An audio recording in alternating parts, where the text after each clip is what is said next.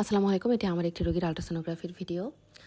রোগীটি সুদূর খুলনা থেকে এসেছেন শুধুমাত্র আমাকে দিয়ে দেখানোর জন্য এবং আল্ট্রাসোনোগ্রাফি করার জন্য। তার পূর্বে একটি মিসক্যারেজ আছে। মিসক্যারেজের পরে কিছুদিনের মধ্যেই সে চিকিৎসা নিয়ে আলহামদুলিল্লাহ কনসিভ করেছে ন্যাচুরালি। স্বাভাবিক, আমি কিছু ভিটামিনস তাকে দিয়ে রেখেছিলাম এবং ট্রাই করতে বলেছিলাম। তো আলহামদুলিল্লাহ সে কনসিভ করে সাকসেসফুলি এসছে। 5 মাসের বাবু তার পেটে এবং অ্যানোমালি স্ক্যান আমি করছি। সমস্যা হচ্ছে, আমি এখানে মায়ের কিছু প্রবলেম নিয়ে আলোচনা করব, যেটি আমাদের দেশের মেয়েদের সাধারণত কমন হয়ে থাকে। শিক্ষিত একটা শ্রেণীর ভিতরে আমরা খুব ডিপ্রেশনে ভুগে থাকি। ডিপ্রেশনটা কি, আমরা ওভার থিঙ্কিং করি যে কোনো বিষয় নিয়ে, যে না আমার বাচ্চার এরকম ক্ষতি হয়ে যাবে কি না।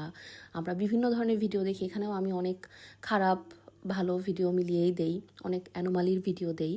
সো অনেক আপুরা মনে করেন যে না আমার বাচ্চার সাথেও এরকম হতে পারে। নো, আপনার বাচ্চার সাথে কি হবে এবং আপনার সাথে কি হবে এটা কিন্তু আল্লাহ তাআলা কর্তৃক পূর্ব নির্ধারিত।